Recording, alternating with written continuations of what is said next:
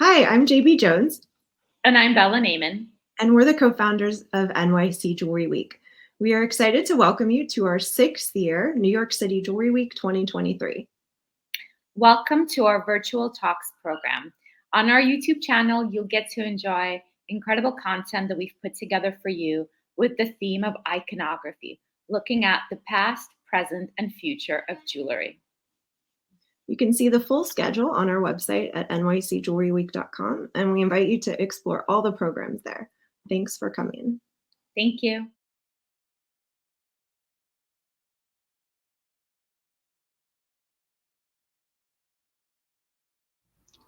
Thank you very much for the invitation to talk about the Gübelin Gem Museum in Lucerne. I'm a jewelry historian, author, and curator, and written quite a few books on jewelry, but not a gemmologist. So my colleague will be speaking on the gemmological themes. I was the curator for the whole project of the Gübelin Gem Museum with my museum experience. So let us get into the virtual tour right now. The Gübelin Gem Museum, that is the title, in Lucerne. You walk in through the door and you are immediately encounter, as we'll find several quotes by Eduard Josef Gübelin. Juliana will be talking more about him, but he had some fantastic quotes. So as you walk in, you read, "Anyone who loves gemstones and enjoys their lustrous, colorful, and captivating beauty cannot help but want to see into their mysterious depths." Now you come into the museum and you are confronted with a mirror and all kinds of reflections in it. But the story is about the 6 generations of pioneers. And the company is, Gübelin is a Swiss family-owned business since 6 generations. And here we have the founder is Maurits Breitschmidt, not Gübelin. He was a very gifted watchmaker, and he opened a shop in the old town of Lucerne in the 1850s, where the first watch business was located on the Pfistergasse, somewhere around here. And he had a very talented apprentice for watchmaking. That was Eduard Josef Gübelin. And he finished his apprenticeship, went to Paris for a while, came back and married the daughter of Maurits Breitschmidt in 1886. And they soon became the business partner. Here we have Eduard Josef Gübelin Breitschmidt. That was the original name of the shop when he took over from Maurits Breitschmidt. And he turned the business into a very elegant watch shop. And it's called then in 1887, E. Gübelin Breitschmidt Horologie de Genève. And here we have this posh shop with all these pocket watches. We'll be seeing quite a few more of those in a minute. So the next generation is Eduard Moritz Gübelin. We always have one line of the very important part of their career. He was the son of Eduard Josef Gübelin, and he turned the shop into, here we have this very elegant Art Deco interior, and he renovated and changed shops into a very elegant format. But his important contribution to Gübelin was that in 1923, we will be talking about him more in a further display, so I don't want to go into that too much. But he started making jewelry. Gübelin was then not only a watchmaking business, but also had a jewelry atelier and a watchmaking workshop at the same time. But most importantly, in 1923, he founded the Gübelin Gem Lab, and Juliana will tell us all about it. 100 years later was the beginning of the museum. Then came the brothers Walter Gübelin and Eduard Josef Gübelin. A new era came about, and we'll be talking about that in a moment in a further display. And one was very much into watchmaking and luxury jewelry, and Eduard Josef Gübelin, a very eminent gemmologist. The brothers here, there was another Gübelin, but he wasn't into jewelry. He was an architect in Zurich, and he designed the new shop of Gübelin in the 1950s, the modernist style of the time. So he was a brother of Eduard Josef and Walter Gübelin. Then came Thomas Gübelin, still very much active even though he's handed over the reins to his son. And he started in 1971. He was more into jewelry than watchmaking. And he, in 1971, went to New York to run the boutique at the time. And here, guess who? Hans Gübelin made this fantastic interior of the shop on Fifth Avenue, New York. Here we are, New York Jewelry Week, and back to New York. And he was very important because he championed avant-garde design in jewelry. And he was also the son of Walter Gübelin. But all that will become very clear. And the current reigning is Raphael Gübelin. And I don't want to say too much about it because he started with finances. He came to the business, and in I think it was 2007, and he opened a gem academy in Hong Kong, a private salon in Hong Kong, and a gem lab in New York. We'll hear a lot more about that later. And most important, he pioneered the provenance proof and blockchain for colored gemstones, gem intelligence, and all the modern technology for gemstones. So now we come to the display. You walk around in the reception area and you come to this showcase, Gübelin Through Time. And here we wanted to tell the story of what Gübelin made over the years. It's not all about gemmology, it's also watches and jewelry. So let's go into the deep. Here, beginnings as watchmakers, the left side. And we start with the hourglass logo. The hourglass, of course, being a very early timekeeping symbol of time. And Eduard Josef Gübelin, I mentioned, he went to Paris before he married the daughter of Maurits Breitschmidt. And he found this book about this. He was absolutely tantalized by this book on mechanics and mathematical instruments. And he saw this engraving. The book is actually in the library in Lucerne. So that's where the idea for the logo of the Gübelin hourglass logo came about, through this 18th century book. And this is the logo today. So it looks quite abstract, but now you know where it came from. This is a lovely photograph of Eduard Josef Gübelin in his shop. All these lovely rugs and Rococo style furniture, very much in the style of the time. It was absolutely en vogue. And here we have some pocket watches, portable time, of course, the oldest form of the watch that you carried around you. Gübelin has a long tradition with pocket watches, well into the 20th century, when pocket watches were already in decline. The reason for this will become very clear in a moment, so bear with me. We have a simple savonette, the soapbox shape is savonette in 1910. Then we're following the fashions in the 1920s. You have the Art Deco stripes, and here a radial decoration. And here we have, this is quite an important watch. It doesn't look it on the photograph, but it is very, very flat, and for the time, exceedingly flat. And why is Churchill on the right? Well, it's from the Churchill collection, the reason being because he was gifted such a watch by friends, and he bought another two, I believe. And little do we know, he was not only politically important, he also enjoyed pocket watches and had a collection. Here we have two more pocket watches from the 1970s, absolutely intricate, with 70 city names, a 24-hour watch, clock, and here the 12-hour watch face, 70 city names, quite a lot. And here we've got the world. We go from city names to the depiction of the world. On one side, it's double-sided. On one side, you've got Africa and Asia and the watch, and on the other side is Europe and the Americas. And our wristwatches. The first wristwatch supposedly from the early 19th century for Caroline Bonaparte Murat. But really the time of the wristwatch is from the First World War onwards. And because pocket watches were not very useful and wristwatches were more a practical item. There are lots of stories behind that. And here we have one of the oldest ones on display from 1935.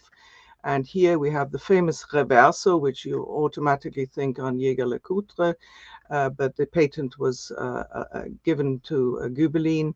And here they made the reverso watch for the sportsman who didn't want to break his watch while banging with a ball of some sort, golf or tennis. Now we have in the 1950s a double-signed watch. Please don't ask any questions about watches. I'm a jewelry historian, not a watch historian. I learned a lot on the way. A double-signed watch is very special because it has the name Patek Philippe and Gübelin. And Gübelin also was a retailer of Patek Philippe since the 1880s. And here we have a rather elegant gentleman's watch with guilloche, facets of gold imitating stones sparkling away. And, well, 1971, the open bangle watch, designed by Martha Widmer. You'll hear a lot more about Martha Widmer in the meantime. While preparing the PowerPoint, I feel almost one should be writing about Martha Widmer. It should be another research project. Going with the fashion in the 1930s, the Wall Street crash had been, so there's more yellow gold, very little stones, just a touch of them. But it becomes now, the wristwatch becomes a jewel. And here we have a women's wristwatch with, you can cover it, so you just very discreetly check the time, and in the 40s. So the 30s and 40s, very characteristic of the period. And here in the 1960s, a wristwatch, multitasking wristwatch, because you can take the top off and wear it as a brooch. Textured gold surfaces, absolutely on with the time. And in 1973, you have these very intricate gold work and very open. This is evoking a lake landscape, Mondsee in Upper Austria. And you have the abalone shell evoking the lake. And then, this is Anaconda, the watch. Look at it says by Gübelin, as there are watches that give the time in seconds, but they are years ahead of the thing. And here they are in their design in 1972, designed by another Swiss jewelry designer, Kurt Fleury. And the anaconda is the anaconda snake in the tropical rivers in the swamps of South America, a very sort of abstract format of it. Then we have in the touch screens below a lot of the information, and we have these wonderful advertising of the period of 1944 with the gold watch and the little pendant watch that you wear on a chain. And in the 1950s, very much ahead of their time, a watch that you could change the color according to your dress. So you had you were sold 3 watches and different colored bands, so you could design the watch yourself, very much ahead of the time. Now we come to the central common, and I'm talking a little bit more about this display because it's New York Jewelry Week, and you will want to know more about the jewelry. They started in 1923. It was Eduard Josef Gübelin who began decided to have an in-house jewelry atelier. And here we have a watch, you flip it when you're wearing it on the chain. You as the wearer flip it up. This is the back, and then you can see the time. Again, the movement Jäger Le Coutre, so that was a very important watch. But here with the calibre sapphires and very much in the early 1920s or early 1910s style. Here we have Alice Gübelin wearing a set of jewels, prize-winning set with almost like filigree or almost like lace work. And Alice Gübelin was the wife of the then director Walter Gübelin, and here she's wearing a diadem, a neck piece, and the bracelet. The bracelet is on view in the showcase. A wonderful set of jewelry, typical of the 50s, with the tessellated gold. And this is typical Gübelin of today, already then. The ruby, the sapphire, and the emerald, they play a huge role in the company. And in the 1961, the very sort of flamboyant tassel styles with turquoise sapphires and diamonds, quite characteristic of the period. And again, the advertising. For a jewelry historian, this is very exciting because you see the sort of style of jewelry in the 1930s after the Wall Street crash. Then there are more gemstones coming in, and it's yellow gold with a touch of gemstones. And then in the 1950s, it's exuberant, full of gemstones. So that's my interest in jewelry history, and of course the Gübelin following it. Here we have, there were plenty of famous guests who came to Lake Lucerne and bought at Gübelin, but this is one that stands out because glamour of Hollywood and so on was very important for jewelers at the time. And here we have Audrey Hepburn, who lived in Switzerland, and here she's a picture of her wedding to Mel Ferrer, which happened near Lucerne in Bürgenstock, and this is her dedication to Gübelin in a guest book. And here, just have a bit of fun, not only the jewelry. 100th anniversary of the company, 1954. These wonderful black and white photographs of models wearing Gübelin jewelry, and it was celebrated in New York. Then comes the avant-garde period, which I talked about, Walter Gübelin and his son Thomas Gübelin. And here we have in 1971, well-known. I have to mention that Walter Gübelin was very interested in modern art, and he was also interested in asking Swiss artist jewelers to design for the company. Here we have Margareta Dubach with a very this geometric pattern. Then we have Jean-Claude Schweitzer with his Grand Canyon brooch and earrings. He was very much impressed by his visit to the Grand Canyon with the ravines here in 1970. We have, again, Jean-Claude Schweitzer with an abstract organic form. This was moving away really with the times because it was a period in the 70s, 60s, 70s, where one broke away from traditions. It was no longer, it was art. Jewelry was a form of art. Here we have Kurt Fleury, who made the Anaconda watch. And this is a neck piece with mountainous regions, lakes, and greenery. Now we come into the 90s, 80s and 90s, and I think we can really say focus on gemstones, and how better than Martha Widmer's necklace from the Astroline collection. We're going to the Astroline collection in a moment. And here we have 162 multicolored tourmalines and garnets. And the photograph is a bit deceiving because the stones go all around the neck. You can imagine the sparkle of the colors here. And here it's the sort of inspired by atmospheric light. Here the rainbow necklace of 1986, also designed by Martha Widmer. The rainbow, of course, inspired by the refraction of light on water. You can almost imagine that. The water and the refractions here with all the tourmaline colors and aquamarine and peridot. And then the Astroline was a collection that was it started in the early 80s and became hugely successful.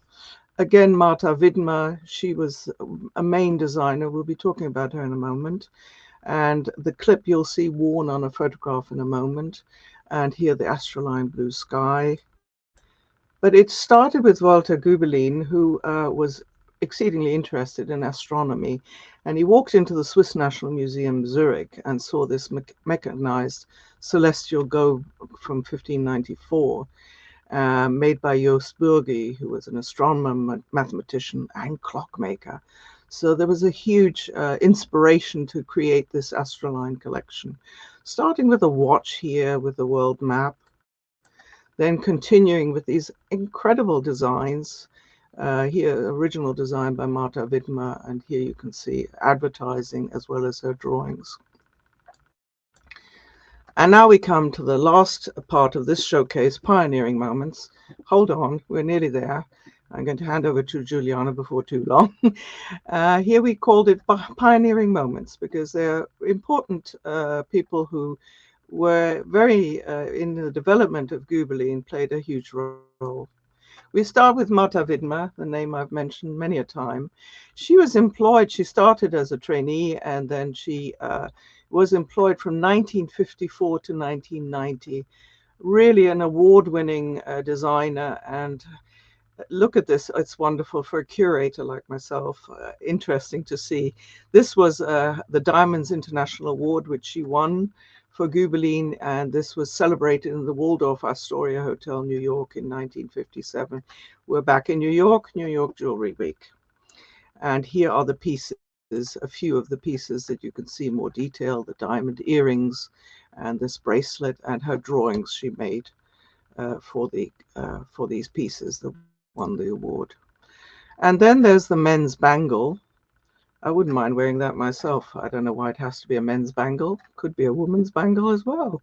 Why not? In a very modernist design, 1971, with 312 diamonds. Then the Astroline collection is something that really she was important for. And here we have the Andromeda necklace, and it was the swirling forms of the great Andromeda galaxy that inspired the design. And it was made in various materials, in variations. Now, watchmaking. Watchmaking, remember, it was a watchmaking company from the start, and it continues to be very important in watchmaking. In 1972, Gerald Genta, he designed this watch for Gübelin, and he started his own brand and worked for very renowned high-end watch manufacturers, and including Gübelin, as we see here. To quote the Wall Street Journal, they described his watches as the world's most complicated and pricey. There you go. But hugely important for Gübelin was Richard Danas. He worked, again, like Martha Widmer, a huge, long time, from 1952 to 1995, and he had the nickname of the court watchmaker, understandably. And here he's seen working on one of the most complex watches, the Fabuleuse pocket watch. Bear with me. Here we have a picture, not the best. This is just to tantalize you with all the different functions that I cannot explain. And it took 1,500 working hours to make it, 3 years. And the watch is made of 2,000 parts and 14 different functions. He also perfected the bras en l'air technique of how to read a clock. This is a painting based on a painting in the National Gallery in London, Orpheus surrounded by animals. Now let me do it very briefly. I hope I get this right. The lion, he gives the time, but he moves with repeat mechanism. He moves to tell you, oh dear, it was too quick. He goes here, tells the hour. The pelican tells you the quarters. And here the minutes are told by the parrot. What an exquisite watch. And now Walter and Eduard Josef Gübelin, they introduced a new era. Walter Gübelin has been mentioned many a time. He was the watchmaker. He was apprenticed as a watchmaker. And here's his apprentice watch, which we've got on display. He managed the business and the watchmaking workshop. And here's some drawings that exist in the archive of his clocks, watches, and rings, wonderful rings here. And this is an advertisement from the 1950s, and this clock is on display. And Eduard Josef Gübelin, I don't want to say too much, but we'll be talking probably about the boxes. He had this gem reference collection, which Juliana will be talking about, no doubt. But he was instrumental in initiating the foundation of the Swiss Gemmological Society in 1942, and also issuing gem certificates. This is one from 1940. Wonderful image. He's standing in the back, not that you can recognize much, but what a fantastic image. The meeting of the Swiss Gemmological Society in 1942. I love the lamps. They're really exquisite. Now you walk in from the reception area, you're tantalized by a huge screen with the inner world of gemstones. And here you see that, you come in here and you've got the gem reference collection with 174 gemstones.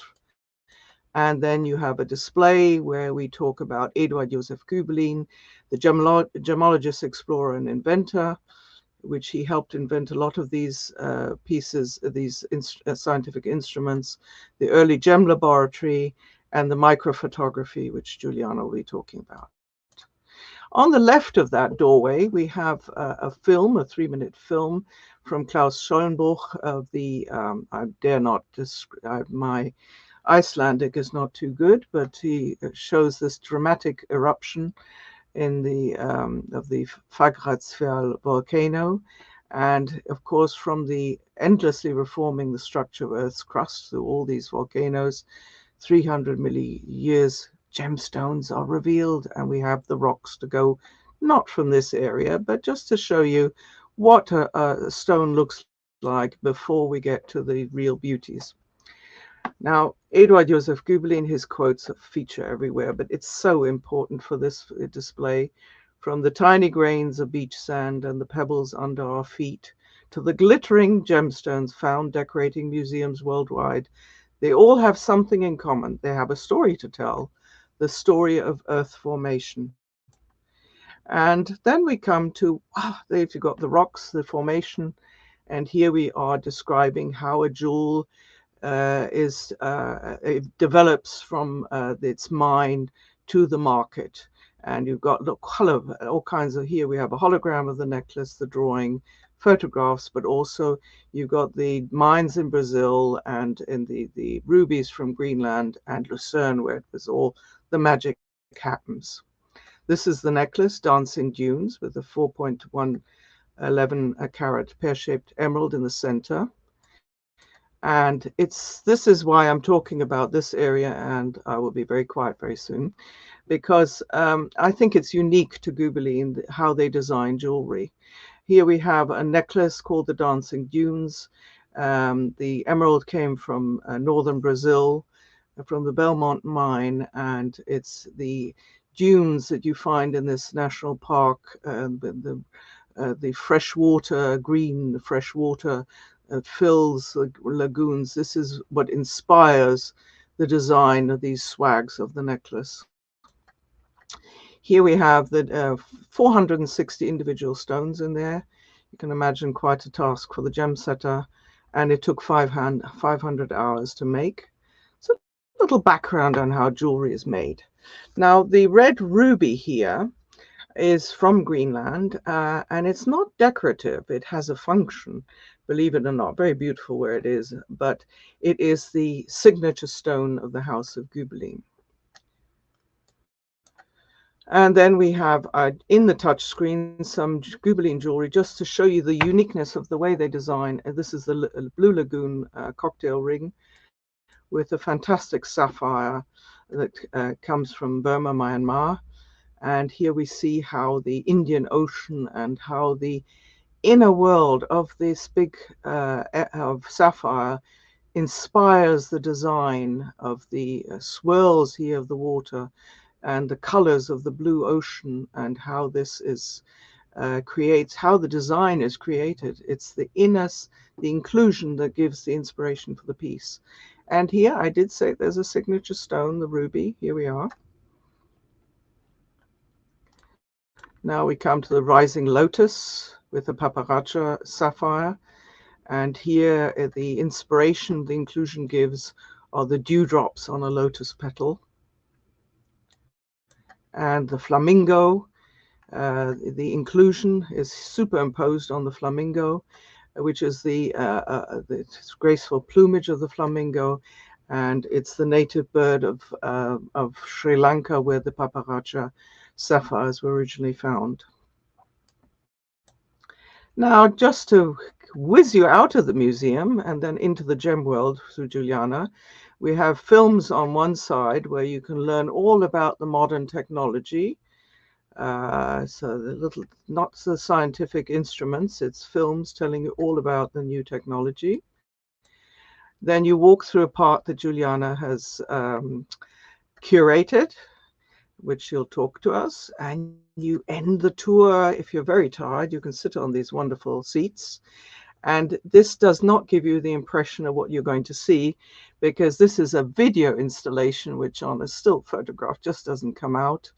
And it shows the plate tectonics and how the world and its continents broke apart and created the continents we know today.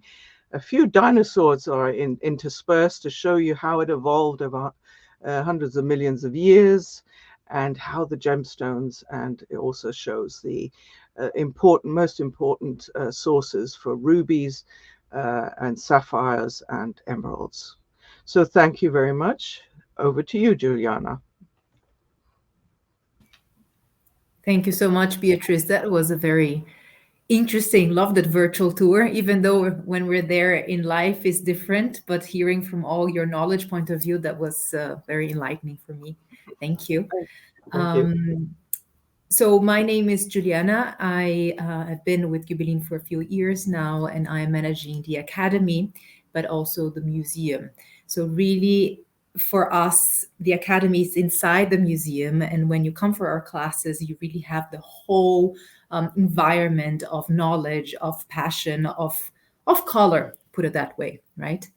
So Beatrice, you mentioned a lot of, well, maybe too little or a lot about Dr. Eduard Josef Gübelin, but for us, he's really a pioneer. For some people, actually, he's known as the father of modern gemmology or origin determination. And you see, for him, actually, the world was never big enough. So he would travel everywhere in a time where mines were not open for the public. So he would have to have specific permits or know people in these mines to go there physically himself. And remembering this time, it wasn't that easy to travel as it is today. He wanted to physically go to these mines to collect the samples himself so that he could guarantee that the samples of gemstones that he was looking at, minerals then, were actually specifically from that mine. Then he would bring back all these samples to his laboratory in Switzerland and analyze them one by one under the microscope. And what he found is what gave him nowadays, or already for many years, the name as father of origin determination, because he was the first one to make the relationship of what he found inside these gemstones, so what we call the inclusions, to their country of origin, which nowadays is actually the biggest question that the majority of the world-renowned labs are facing, right? Origin determination. So here, for example, you can see what we call three-phase inclusion in a Colombian emerald. So you have the zigzag area where you find a crystal, another more cubic crystal, and a gas bubble. And we know that this is typically found in emeralds from Colombia. You can also find them sometimes in Afghanistan, but these are more typically for Colombia. Or, for example, on the right-hand side, a beautiful, very well-defined rutile crystal in a Burmese sapphire. Or, for example, on the left-hand side lower, you have what we call comet tail. I mean, and if you're looking under the microscope and you see things like that, it's really like you're looking, I don't know, in a telescope to the sky. It's just fantastic. And on the right-hand side, you see what we call the most traditional, what you see most in Burmese rubies, which is silk. It's tiny, tiny little inclusions of needles, also rutile needles. And when they intersect each other, they scatter the light in a way that gives all these beautiful colors of the rainbow. And you can have that in rubies or also in sapphires, and you really have this fantastic effect.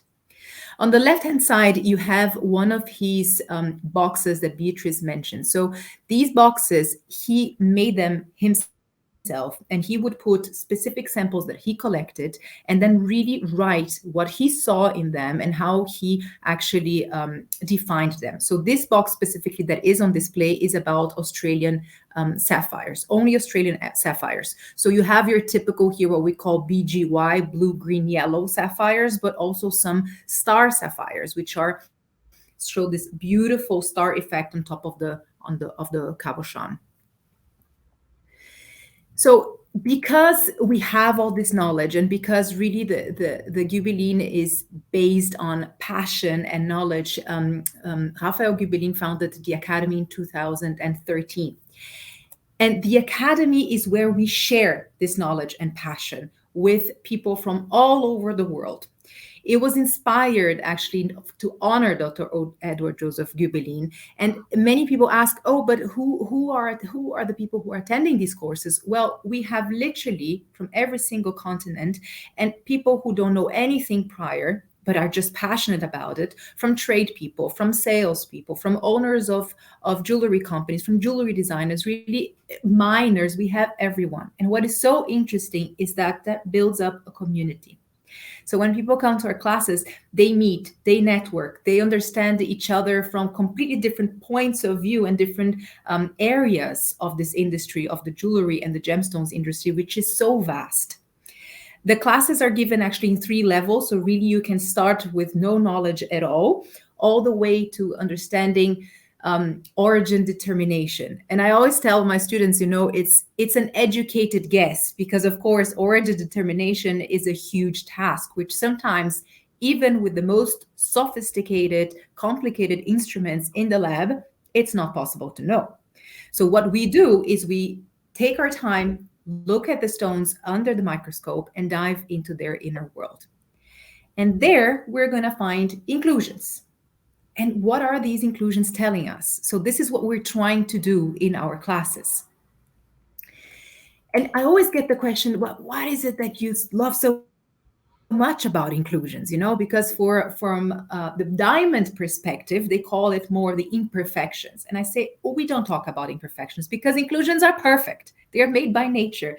And each and every single one of them is telling us something. And like the quotes that are very much like Beatrice that you mentioned, the whole point of gemmology, the whole point of this industry is to tell Mother Nature. So we really interact with each other. And if I tell you, these inclusions that we look at, they really reveal a gem's story. So they can help us, for example, in identification. So on this first image here, I already talked about this 3-phase inclusion. So here we see an emerald. So you see that the background is green, and then you have this typical gas bubble is one phase. You have the cube there, which is a solid, which is another phase, and they're inside this area where you have the liquid. So that's your 3-phase. This is telling me that potentially this could be an emerald. On the second image, I see these curved lines. These are typical for synthetics, most likely your flame fusion type of synthetic method. So if I see these under the microscope, I know that I'm not looking at a natural stone. On the third image, you have these optical effects. So I briefly mentioned your asterism. So if it wouldn't be for inclusions, we wouldn't have asterism or star effect. We wouldn't have chatoyancy or cat's eye at all, because all of these stars and the line in the center are caused by enough intersecting or aligned inclusions in your cabochon cut stone. Origin.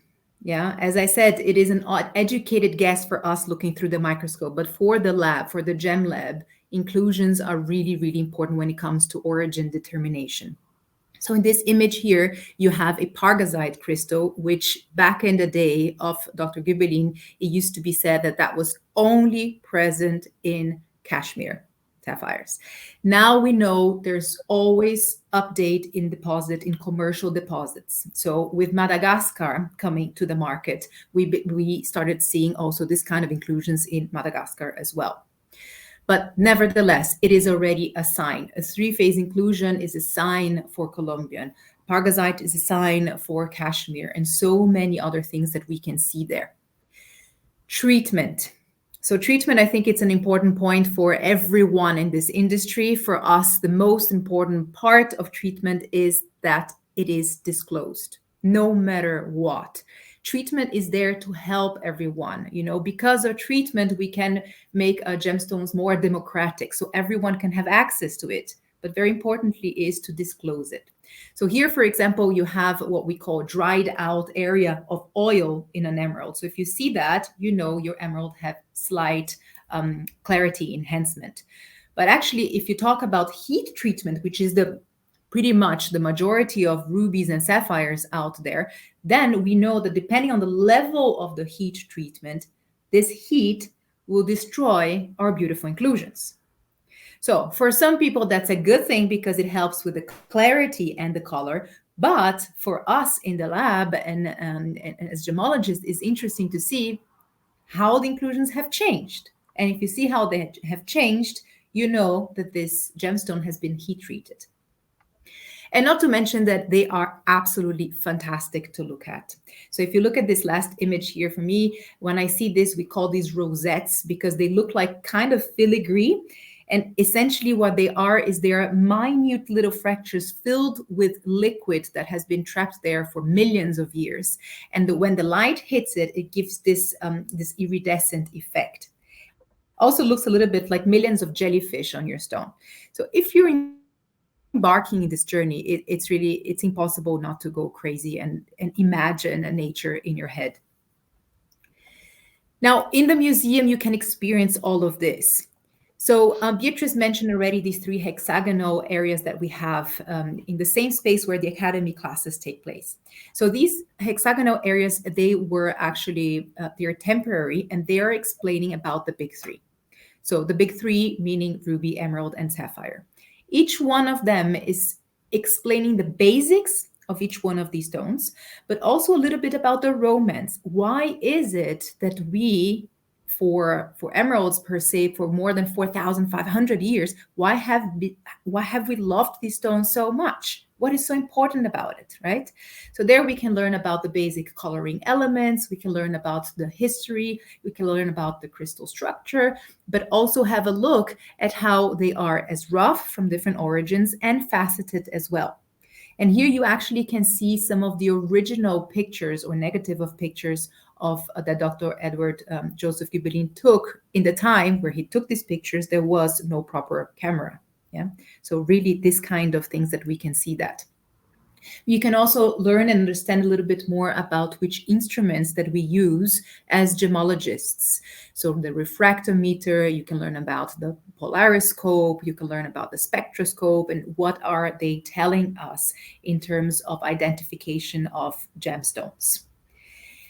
When you finish diving into this world of the big 3, you have your interactive map that Beatrice already mentioned. So in this map, you start at roughly 4.6 billion years ago, with the beginning of the Earth, and then you start seeing the formation of the first stones. So we start with zircon at roughly 4.2 billion years ago, and then you take a journey on time and understanding where were the first rubies, the first sapphires, and the first emerald formed, and when. So this is really a 5-minute movie where you can embark in a kind of a time capsule. And then we have our library. And at first when we did the museum, we always thought, oh, but are people actually going to read the books? And it's so amazing to see how our visitors, they literally sit there and they explore this book. Some of these books actually belong to Dr. Eduard Josef Gübelin and have notes and have his pictures, and they're really helping to tell the story of why is it that we love the colored gemstones world so much. So really, people really do go through them and enjoy the read. Now, when we look at the reference collection, so here we really, it's important to say we try to cover pretty much the majority of at least the species out there. That said, it's only 174 stones, and our reference collection nowadays, it's more than 28,000 stones. These samples were selected not just for their beauty, but for their inclusion scenery and what they represent to us. And much importantly, it's not about one of them. For us, it's really important the whole. So when you look at one or another individually, they are beautiful on their own, absolutely. But when you look at the whole picture, and it's impossible to put that on an image because you have like this boast of every single color of the rainbow in different forms and shapes. But when you look at this hexagonal shape with all these colors, you have a feel to understand what nature is all about. It's about teamwork. It's about everyone together forming a unity. And the reason why we choose the hexagonal shape is that many gemstones crystallize in that system. For example, your emerald. So everywhere when we look at crystals, we might see this 6-sided, maybe looking like honeycomb, and that's why we have the hexagonal shape there. And this area of the museum is super interesting because you can play there for hours. So under actually under each stone you have a number. So you look at the number, and even though gemmologists will always tell you, do not judge the book by the cover, so you shouldn't be looking at red and saying it's a ruby, but you can play that game. And then you look at the stone, and next to the hexagonal case, you have these digital panels. And there you can learn more about what is the species, what is the variety, if there is treatment or not, what is the origin of this gemstone, and some fun facts. If there is an inclusion that is interesting as well, we will put some images and explaining what's found inside these gemstones as well. And here really we see everything. So we have beautiful, what we call bipyramidal shape rough sapphires. We have the star rubies as cabochons. We have cut and rough emeralds. We also have synthetic stones. They're also important for us, right? As long as we know they're synthetic and imitation stones, they're important to show as a whole. So you have here synthetic ruby still as in the rough. Tahitian pearl, for example, or we have garnets like tsavorite.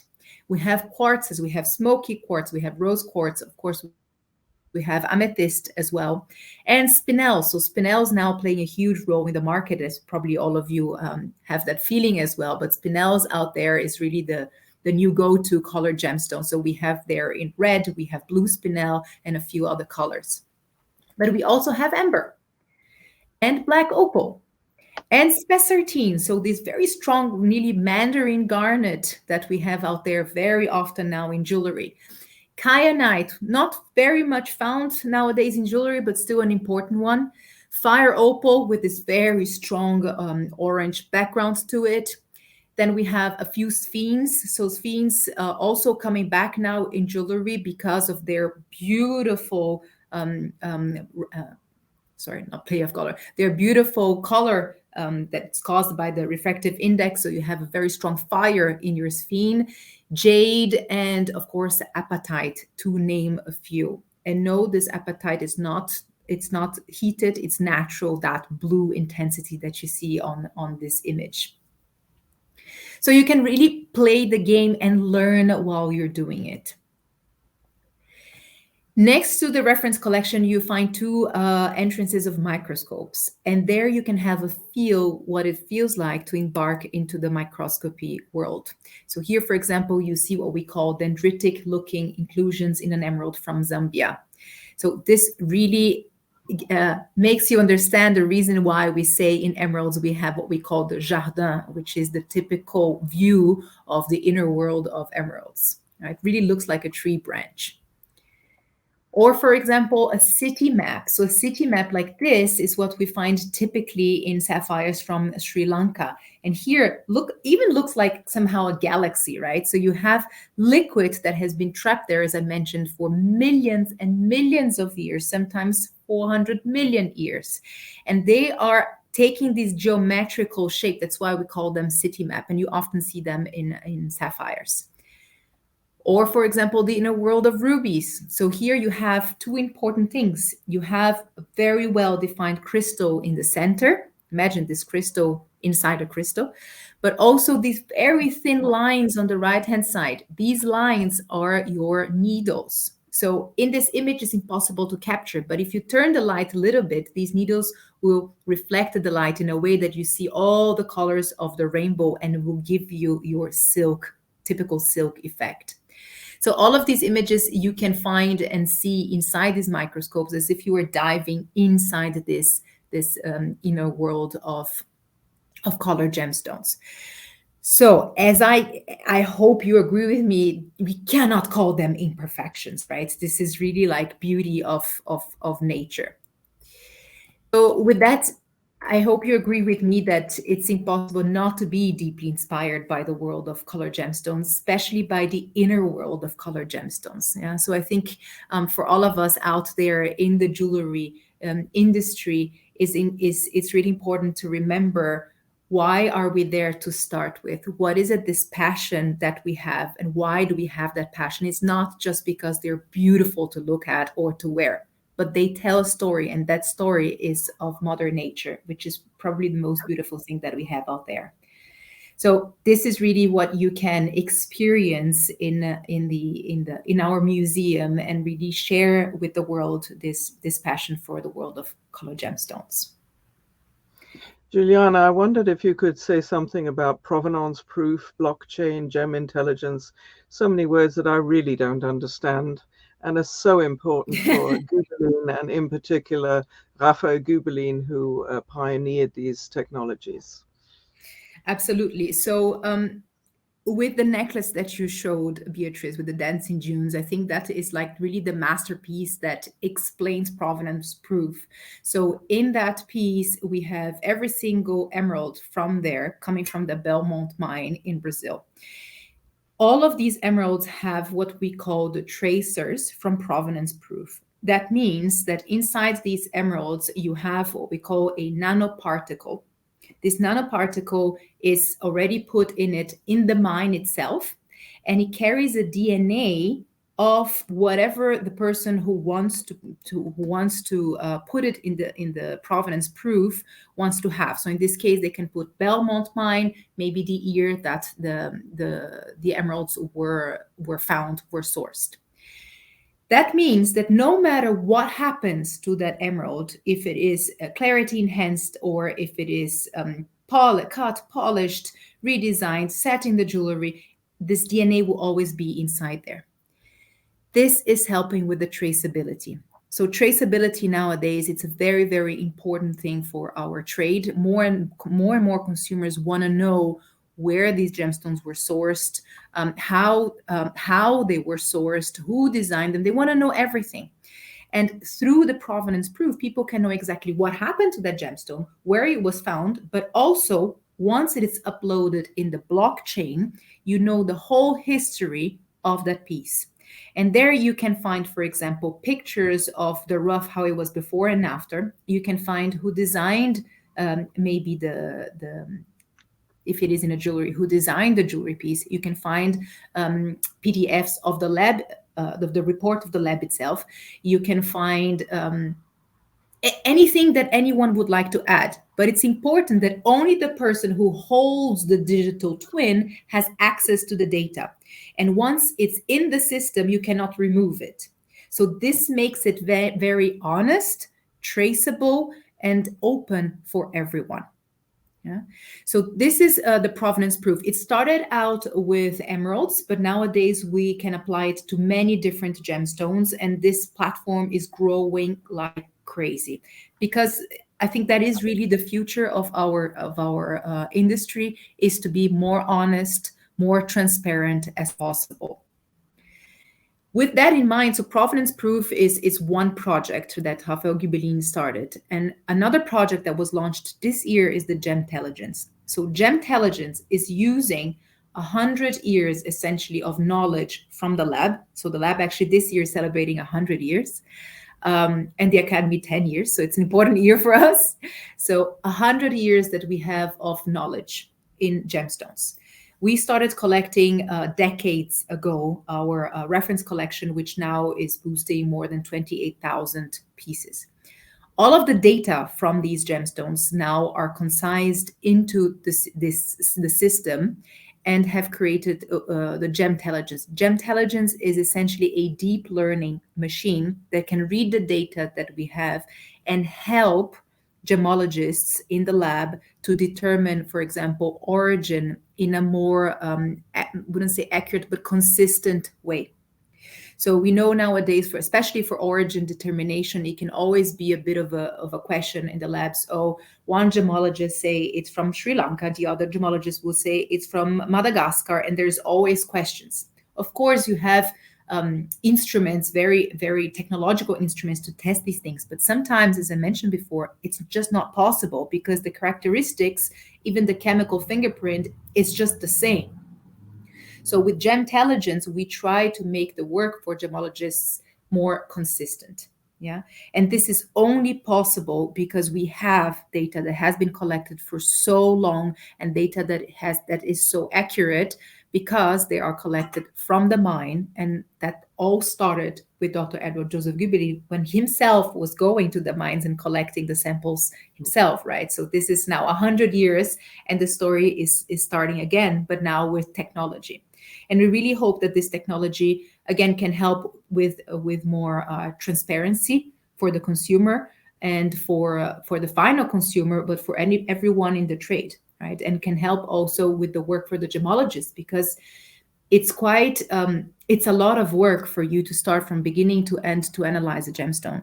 And this is not going to replace the gemologist whatsoever. This is just going to help with the consistency and maybe removing a little bit the systematic, not the systematic, but the task of the gemology of having to do everything so many times over and over. So this is an and, or not an or. So these two projects you can learn about in the museum, and it's really going to revolutionize the world of color gemstones. Absolutely. Long story short. So. It's mind-boggling and fascinating, and it's the future for the next 100 years. Thank you so much, Juliana. Thank you. Pleasure. Thank you, Beatrice.